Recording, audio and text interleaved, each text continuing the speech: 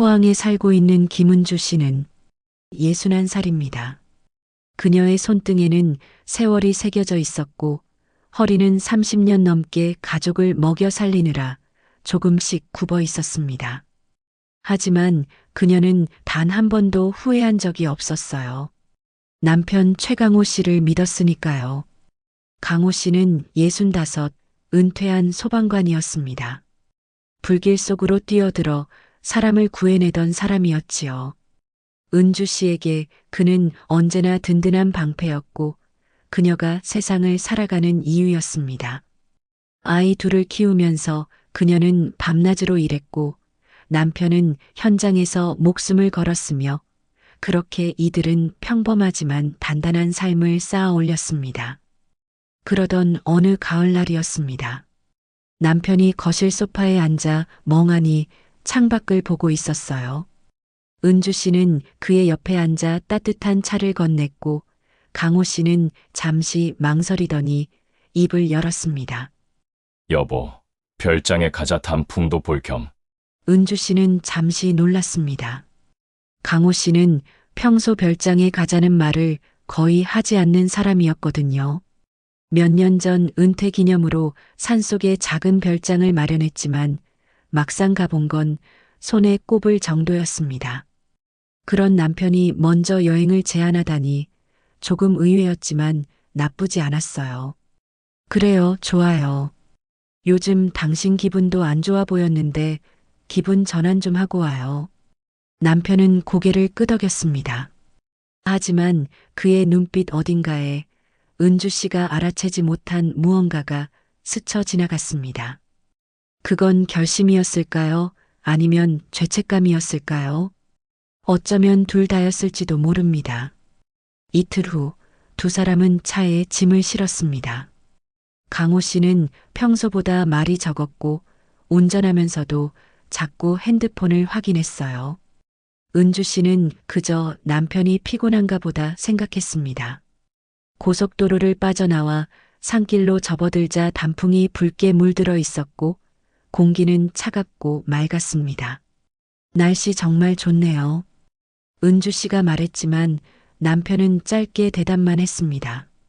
별장에 도착한 건 오후 2시쯤이었어요. 나무로 지은 2층 건물은 고즈넉했고 주변에는 다른 집 하나 없이 숲만 우거져 있었습니다. 은주 씨는 짐을 정리하고 부엌에 들어갔는데 문득 이상한 느낌이 들었습니다. 창고 문이 열려 있었고 그 안에는 커다란 기름통이 놓여 있었습니다. 여보, 이거 왜 여기 있어요? 은주 씨가 물었지만 남편은 별일 아니라는 듯 대답했습니다. 아, 그거 난방용으로 사둔 거야. 겨울 대비. 그럴듯한 대답이었지만 뭔가 찜찜했어요. 하지만 은주 씨는 더 묻지 않았습니다. 남편을 의심하고 싶지 않았으니까요. 저녁 무렵 강호 씨는 벽난로에 장작을 쌓기 시작했습니다. 평소보다 훨씬 많이요. 은주 씨는 거실에서 그 모습을 지켜보다가 고개를 갸웃했습니다. 장작이 너무 많았거든요. 그리고 남편은 가스밸브를 몇 번이나 확인했고 창문 잠금 장치도 유독 신경 쓰는 것처럼 보였습니다. 뭐 하세요? 아무것도 아니야. 그냥 점검 좀. 남편의 목소리는 평온했지만 은주 씨의 가슴 한구석에는 불안이 스며들기 시작했습니다. 그날 밤 은주 씨는 잠을 이루지 못했습니다. 남편은 먼저 잠들었지만 그녀는 창밖을 바라보며 생각에 잠겼어요. 기름통, 지나치게 많은 장작, 남편의 이상한 행동들, 그리고 무엇보다 그의 눈빛 속에서 느꼈던 낯선 감정. 다음 날 아침이었습니다. 남편이 산책을 나간 사이 은주 씨는 우연히 거실 테이블 위에 놓인 남편의 노트북을 봤습니다. 화면은 꺼져 있지 않았고 메신저 창이 떠 있었어요. 호기심이 아니라 본능적인 불안 때문에 그녀는 그 화면을 들여다봤습니다. 그리고 그녀는 얼어붙었습니다. 내일이면 끝나. 보험금 들어오면 우리 인생 새로 시작이야. 상대방은 여자였습니다. 사진도 있었어요. 젊고 화려한 여자가 남편과 함께 웃고 있었습니다. 은주 씨의 손이 떨렸고 숨이 막혔습니다. 30년을 함께 산 남편이 자신을 배신했다는 사실보다 더 끔찍한 건 그 메시지 속에 담긴 의미였습니다. 내일이면 끝난다는 게 무슨 뜻일까요? 보험금이라는 단어가 무엇을 뜻하는 걸까요? 은주 씨는 천천히 노트북을 닫았습니다. 손이 떨렸지만 정신만은 또렷했어요. 그녀는 남편이 돌아오기 전에 자신의 방으로 올라갔고 휴대폰 녹음 기능을 켰습니다. 은주 씨는 방안을 뒤졌습니다. 낮에 차를 청소한다고 남편이 차량 안의 물건들을 몽땅 꺼내 방 한쪽에 쌓아두었던 게 떠올랐습니다. 그때 눈에 띈 건 작은 차량용 용품 보관함이었습니다.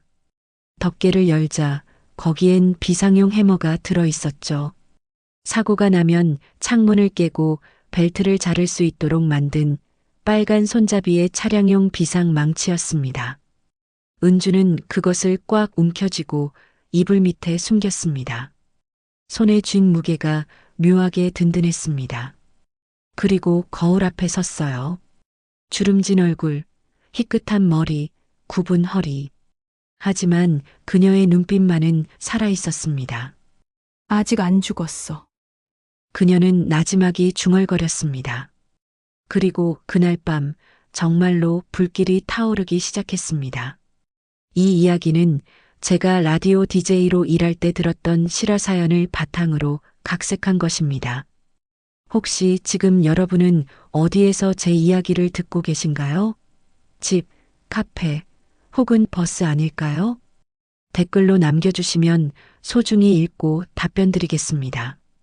그리고 구독과 좋아요는 제가 이런 이야기를 계속 만들어가는데 큰 힘이 됩니다. 그럼 지금부터 믿었던 남편이 어떻게 은주 씨를 배신했는지 그 끔찍한 사건의 전말을 끝까지 들려드리겠습니다. 은주 씨는 그날 오후 내내 평소와 다름없이 행동했습니다. 남편이 돌아왔을 때 그녀는 부엌에서 저녁 준비를 하고 있었고 웃으며 인사를 건넸어요. 강호 씨는 아무것도 모른 채 거실 소파에 앉아 텔레비전을 켰습니다. 하지만 은주 씨의 손은 감자를 깎으면서도 미세하게 떨리고 있었습니다. 내일이면 끝난다. 그 문장이 머릿속에서 계속 맴돌았습니다. 저녁 식사는 침묵 속에서 이루어졌어요. 강호 씨는 밥을 먹으면서도 자꾸 핸드폰을 확인했고 은주 씨는 그 모습을 지켜보며 국을 떴습니다.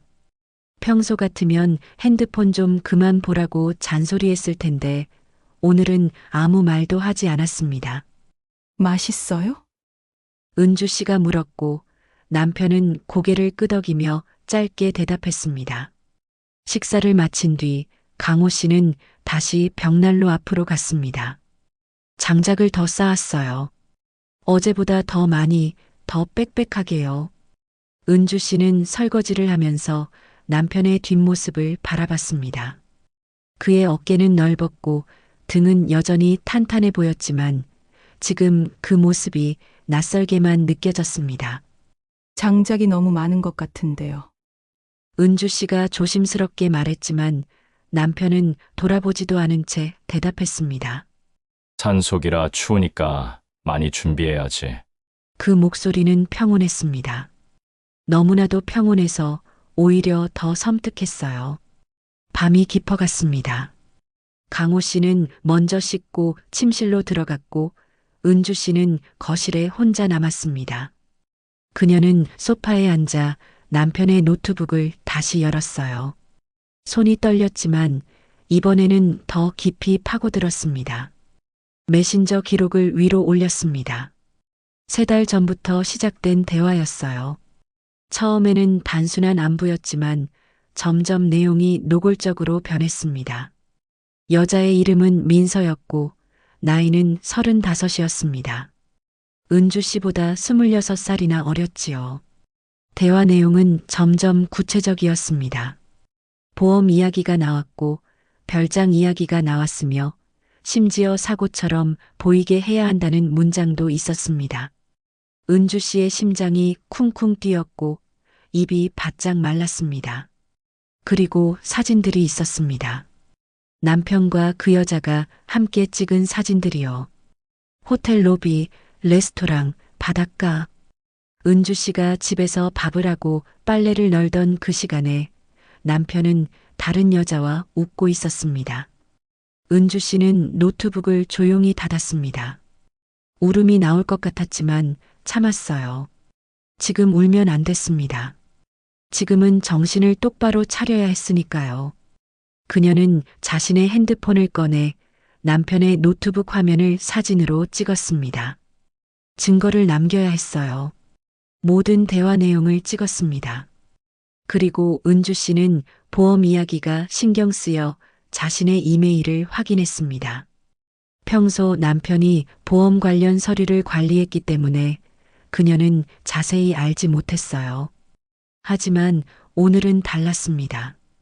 검색창에 보험이라고 쳤고 몇 개의 이메일이 떴습니다. 손가락이 떨렸습니다. 이메일을 열었을 때 은주 씨는 숨이 멎는 줄 알았습니다. 자신의 이름으로 가입된 생명보험이었어요.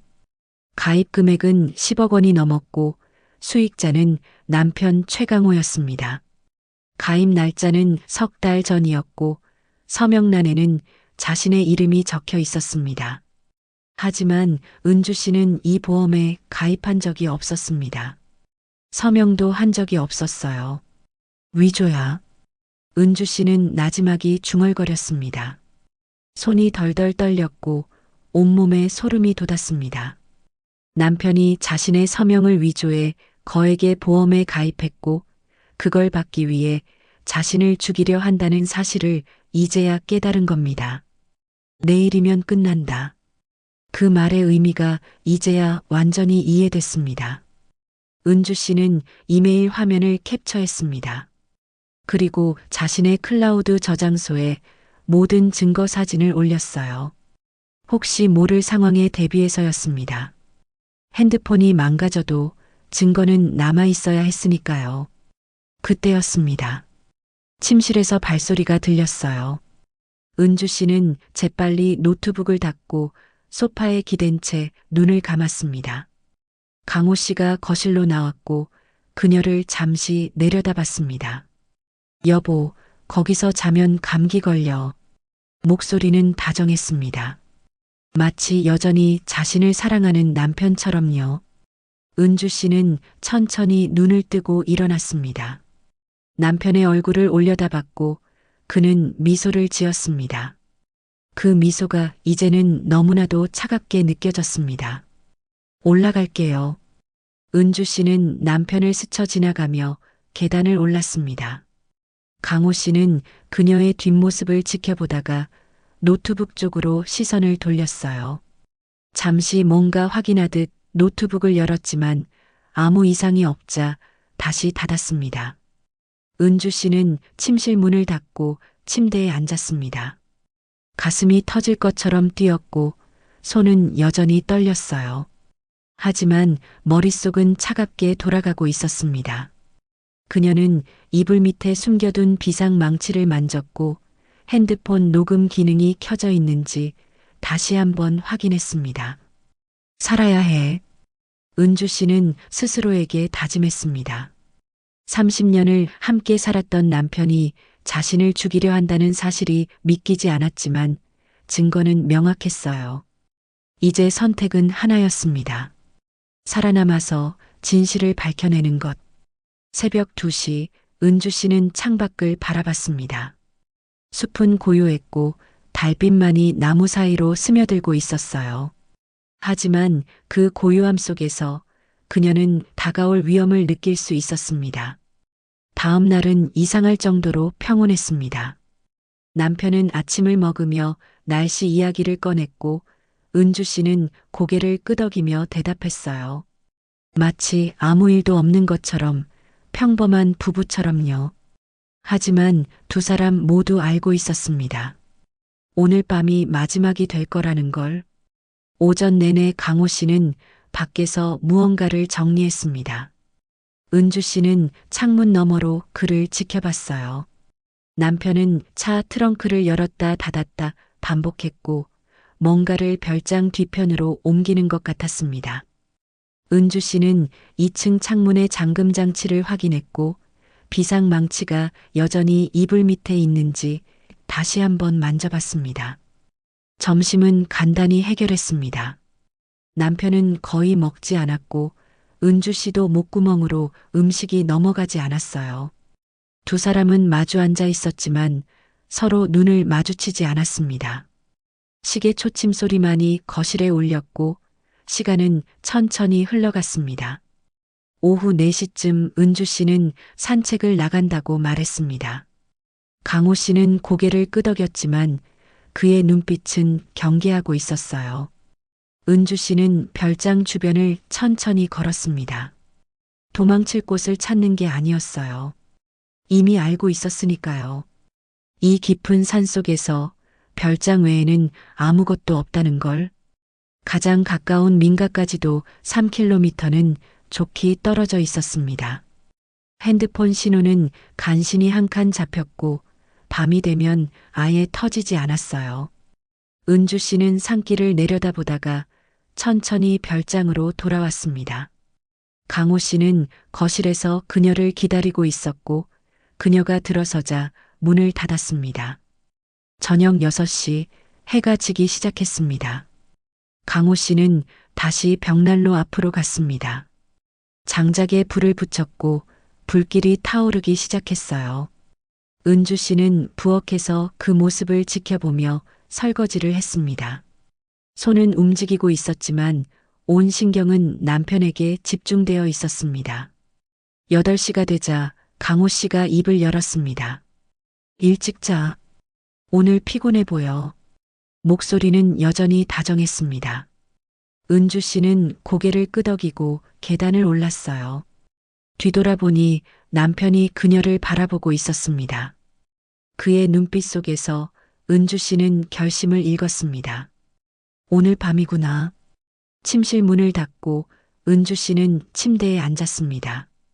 핸드폰 녹음 기능을 켰고 침대 옆 테이블 위에 올려뒀어요.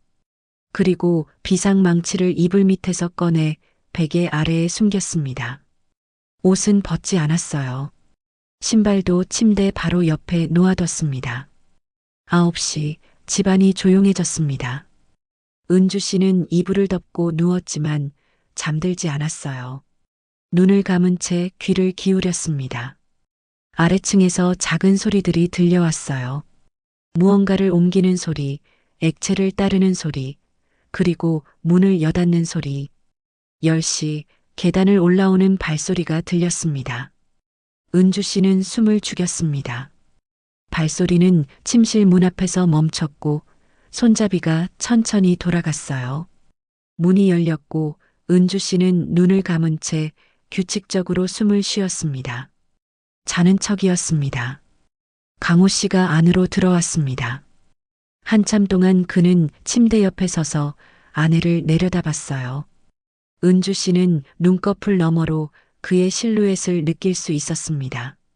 심장이 너무 빠르게 뛰어서 남편이 들을까봐 두려웠습니다. 그리고 문이 닫혔습니다. 밖에서요. 은주 씨는 눈을 떴습니다. 침실 문이 닫혀 있었고 손잡이를 돌려봤지만 꿈쩍도 하지 않았어요. 잠긴 겁니다. 밖에서요. 그녀의 손이 떨렸고 가슴이 두근거렸습니다. 시작됐어. 그때였습니다. 아래층에서 무언가 타는 냄새가 올라오기 시작했습니다. 연기 냄새가 아니었어요. 기름 냄새였습니다. 은주 씨는 재빨리 침대에서 일어나 문으로 달려갔습니다. 문을 두들겼지만 아무 반응이 없었어요. 창문으로 갔습니다. 밖을 내려다보니 1층 창문에서 불빛이 새어나오고 있었습니다. 불길이 빠르게 번지고 있었어요. 기름을 뿌린 게 분명했습니다. 은주 씨는 창문을 열려고 했지만 잠겨 있었습니다. 안쪽에서 여는 게 아니라 밖에서 잠근 구조였어요. 연기가 문틈으로 스며들기 시작했습니다. 은주 씨는 젖은 수건을 찾아 입과 코를 막았습니다. 숨이 막혔고 눈이 따가웠어요. 아래층에서 불길이 타오르는 소리가 들렸고 집 전체가 뜨거워지기 시작했습니다. 그때 들렸습니다. 남편의 목소리가요. 창문 밖에서였습니다. 은주 씨는 연기 속에서 창문 너머를 바라봤어요. 마당에 남편이 서 있었고 그의 옆에는 젊은 여자가 있었습니다. 내연녀 민서였습니다. 강호 씨가 창문을 올려다보며 말했습니다. 이번엔 아무도 못 구해. 불은 내 무덤이야. 목소리는 차갑고 단호했습니다. 30년을 함께 산 남편의 목소리가 아니었어요. 소방관으로 수많은 사람을 불길 속에서 구해냈던 그 사람이 이제는 자신의 아내를 불 속에 가두고 있었습니다. 은주 씨의 눈에서 눈물이 흘러내렸습니다. 분노 때문이 아니었어요. 슬픔도 아니었습니다. 그건 배신에 대한 깊은 상처였고 동시에 살아야겠다는 강렬한 의지였습니다. 연기가 점점 짙어졌습니다. 은주 씨는 바닥에 엎드려 숨을 쉬었고 손을 뻗어 베개 아래의 비상 망치를 꺼냈어요. 손잡이를 꽉 쥐었고 창문 쪽으로 기어갔습니다. 강화유리였지만 선택의 여지가 없었습니다. 살아야 해. 반드시. 은주 씨는 망치를 들어 올렸습니다. 그리고 온 힘을 다해 창문을 내리쳤습니다. 첫 번째 타격에 창문은 금이 갔습니다. 유리에 거미줄처럼 금이 퍼져나갔지만 깨지지는 않았어요. 강화유리였으니까요. 은주 씨는 숨을 한번 크게 들이마시고 다시 망치를 들어 올렸습니다. 연기가 목을 조였고 폐가 타들어가는 것 같았습니다. 두 번째 타격이었습니다. 유리에 구멍이 뚫렸고 바깥 공기가 들어왔어요. 은주 씨는 쉬지 않고 3번, 4번 내리쳤습니다. 손바닥이 찢어지고 피가 흘렀지만 멈출 수 없었습니다. 아래층에서 불길이 계단을 타고 올라오는 소리가 들렸고 침실 문틈으로 연기가 세차게 밀려 들어왔습니다. 5번째 타격에 창문이 무너졌습니다. 유리 파편들이 바깥으로 쏟아졌고 차가운 밤 공기가 얼굴을 때렸어요. 은주 씨는 젖은 수건으로 창틀의 유리 조각들을 쓸어냈습니다.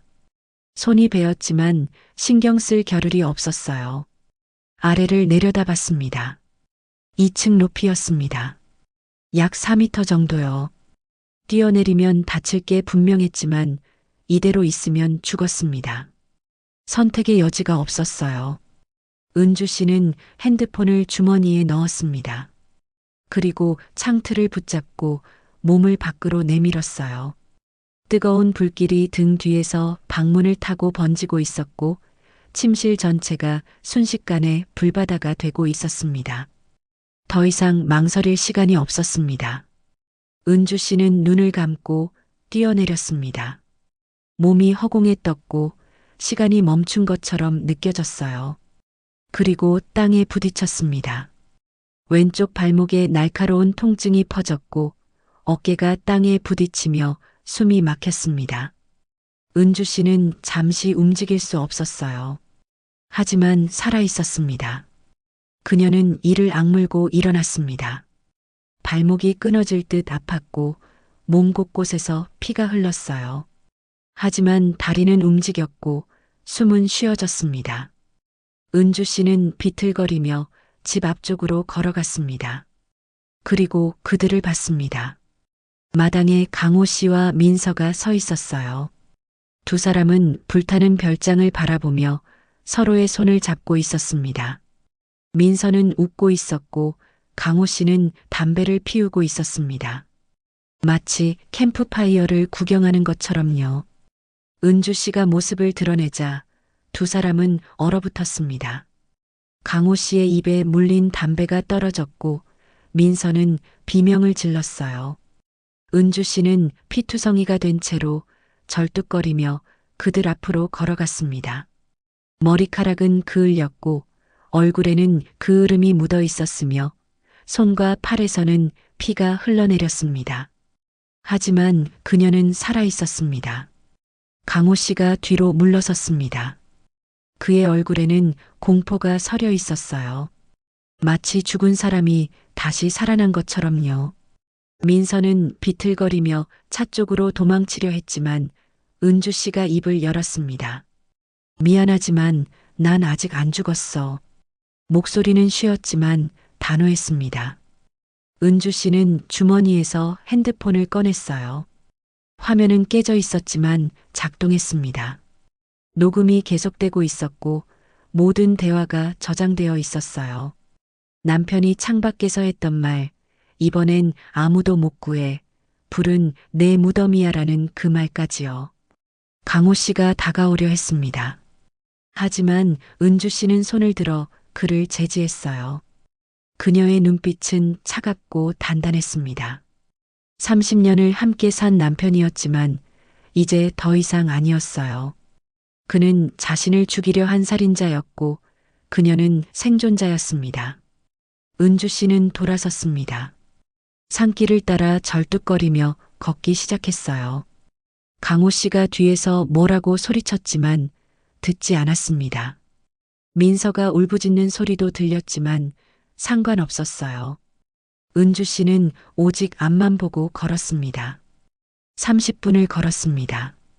발목은 부어올랐고 온몸이 비명을 질렀어요. 하지만 멈추지 않았습니다. 산길을 벗어나 도로에 도착했을 때 택시 한 대가 지나가고 있었습니다. 은주 씨는 손을 들어 택시를 세웠고 운전사는 그녀의 모습을 보고 깜짝 놀랐습니다. 운전사는 병원에 가자고 했지만 은주 씨가 고개를 저었습니다. 경찰서요. 먼저 경찰서로 가야 해요. 목소리는 떨렸지만 의지는 확고했습니다. 택시는 산을 내려가기 시작했고 은주 씨는 뒷좌석에서 핸드폰을 확인했어요. 클라우드에 업로드한 증거 사진들이 모두 저장되어 있었습니다. 메신저 대화, 보험 서류, 위조된 서명까지요.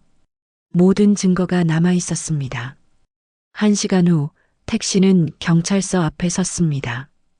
은주 씨는 차에서 내려 경찰서 문을 밀었어요. 당직 경찰관이 그녀를 보고 달려왔고 의자를 가져다 줬습니다. 은주 씨는 천천히 앉으며 핸드폰을 꺼냈습니다. 살인 미수를 신고하러 왔어요. 그녀가 말했고 경찰관은 급히 형사를 불렀습니다. 은주 씨는 모든 것을 설명했습니다. 내 연녀와의 대화, 위조된 보험 서류, 별장에서의 방화, 남편이 창밖에서 했던 말까지요. 녹음 파일을 재생했고 사진들을 보여줬습니다. 형사는 점점 심각한 표정이 되었고 즉시 긴급 체포 영장을 요청했습니다. 그날 새벽 경찰은 인천공항으로 출동했습니다. 강호 씨와 민서는 도주하려 했지만 붙잡혔어요. 두 사람은 체포되었고 은주 씨의 증거들이 제출되었습니다. 녹음 파일, 보험 서류, 메신저 대화 기록까지요. 은주 씨는 병원으로 이송되었습니다. 발목은 골절이었고 연기 흡입으로 폐가 손상되어 있었어요. 하지만 생명에는 지장이 없었습니다. 의사는 기적이라고 말했지만 은주 씨는 알고 있었습니다. 기적이 아니라 의지였다는 걸요. 병실 창가에 앉아 은주 씨는 해가 떠오르는 걸 바라봤습니다. 살아남았습니다. 그리고 이제 진실이 밝혀질 차례였습니다. 재판은 석 달 후에 시작되었습니다. 은주 씨는 목발을 짚고 법정에 들어섰어요. 발목은 회복 중이었지만 아직 완전히 낫지 않았습니다. 방청석에는 두 자녀가 앉아 있었고 그들은 어머니를 보며 눈물을 닦았습니다. 아버지가 어머니를 죽이려 했다는 사실을 처음엔 믿을 수 없었지요. 하지만 증거는 명백했습니다. 검사는 차례로 증거를 제시했어요. 먼저 은주 씨 명의로 가입된 생명보험 서류였습니다. 10억 원이 넘는 거액이었고 서명 감정 결과 위조로 판명됐습니다. 강호 씨가 아내 몰래 보험에 가입했고 서명을 흉내낸 겁니다. 다음은 메신저 대화 기록이었습니다. 강호 씨와 내연녀 민서가 주고받은 메시지들이 스크린에 띄워졌어요. 내일이면 끝난다. 보험금 들어오면 우리 인생 새로 시작이라는 문장들이 법정에 울려 퍼졌습니다. 방청석에서 한숨소리가 새어나왔고 민서는 고개를 숙인 채 떨고 있었습니다. 그리고 결정적 증거였습니다. 은주 씨가 핸드폰으로 녹음한 파일이 재생됐어요. 강호 씨의 목소리가 법정에 울려 퍼졌습니다. 이번엔 아무도 못 구해. 불은 내 무덤이야. 법정이 숨을 죽였습니다. 소방관으로 30년을 일하며 수많은 생명을 구했던 남자가 자신의 아내를 불 속에 가둔 채 한 말이었습니다. 배심원들의 얼굴이 굳어졌고 판사는 서류를 내려놓았습니다. 검사는 추가 증거를 제시했습니다. 강호 씨의 첫 번째 부인 역시 20년 전 화재로 사망했다는 사실이었어요. 당시에는 사고로 처리됐지만 다시 조사한 결과 방화 정황이 드러났습니다. 화재 발생 전 강호 씨가 거액의 보험에 가입했고 불이 난 날 밤 그는 집에 없었습니다. 법정이 술렁였습니다. 강호 씨는 한 번이 아니라 두 번이나 아내를 죽이려 한 것이었어요.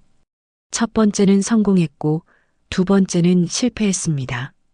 민서는 공범으로 범행을 알고도 방조했으며 보험금을 나눠 갖기로 약속했습니다. 증인으로 은주 씨가 증언대에 섰습니다. 그녀는 침착하게 그날 밤의 일을 설명했어요. 문이 밖에서 잠겼던 것, 연기가 올라왔던 것, 창문이 잠겨 있었던 것, 그리고 남편의 목소리를 들었던 순간까지요. 목소리는 떨렸지만 증언은 명확했습니다. 변호인은 반론을 시도했습니다. 하지만 증거 앞에서 변명은 무력했어요. 녹음 파일, 메신저 기록, 위조된 서류, 그리고 소방 전문가의 감정 결과까지 모든 것이 계획적 살인 미수를 가리키고 있었습니다. 재판은 2달간 이어졌습니다. 그리고 선고일이 왔어요. 판사는 서류를 읽으며 차분하게 말했습니다. 피고인 최강호는 배우자 살해 미수, 보험 사기, 방화, 문서 위조 등의 혐의로 무기징역을 선고받았습니다.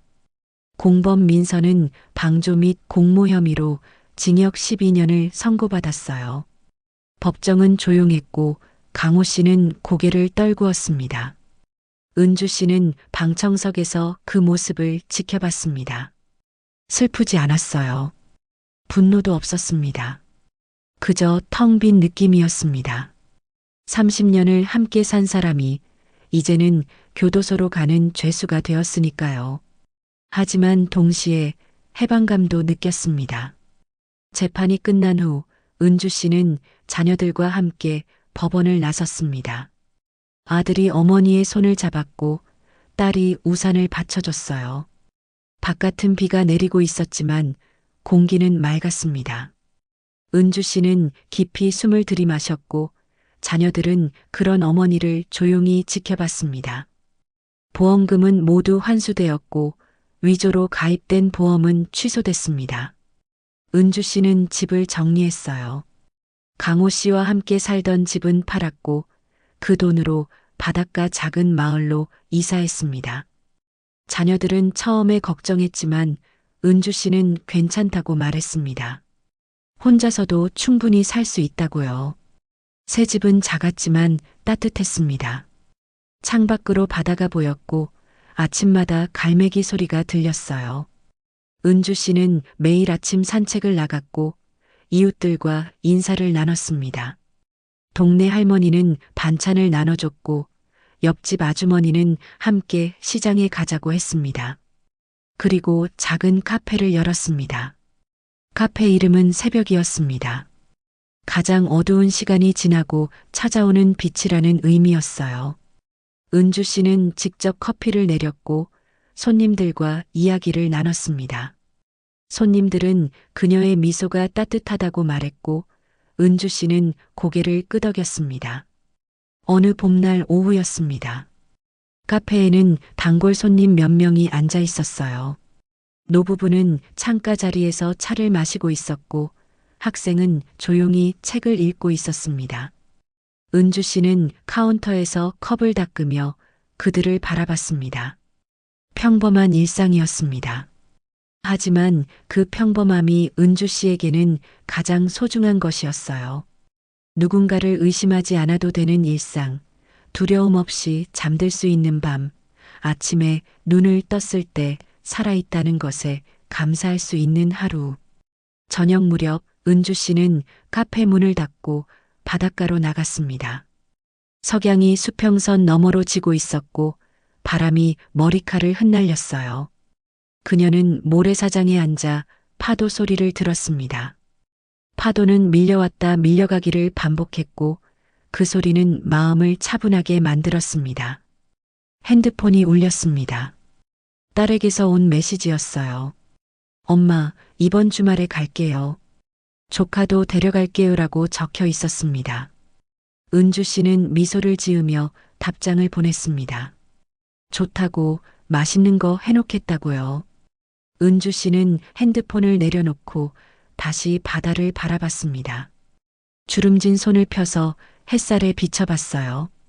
손등에는 세월의 흔적이 있었고 손바닥에는 창문을 깨던 날의 흉터가 남아 있었습니다. 하지만 이 손으로 자신을 구했고 이 손으로 커피를 내리며 이 손으로 손주를 안을 겁니다. 불은 집을 태울 수 있어도 진실은 태우지 못해요. 그리고 진짜 복수는 제가 더 행복해지는 거예요. 은주 씨는 나지막이 중얼거렸습니다. 그 말을 하는 그녀의 얼굴에는 평온함이 있었어요. 주름은 여전했고 머리는 더욱 희끗해졌지만 눈빛만은 살아 있었습니다. 그녀는 더 이상 누군가의 아내가 아니었습니다. 그저 자기 자신이었고 그것으로 충분했습니다. 바다는 여전히 넓었고 파도는 끊임없이 밀려왔습니다. 은주 씨는 일어서서 먼지를 털었어요. 그리고 천천히 집으로 돌아가기 시작했습니다.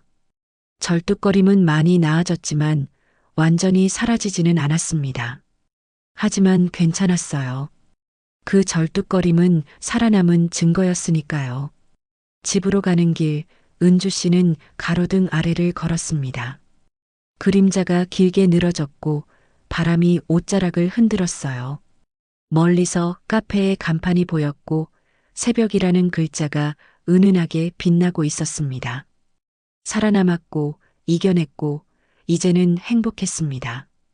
그것이 61살 김은주 씨의 새로운 시작이었습니다.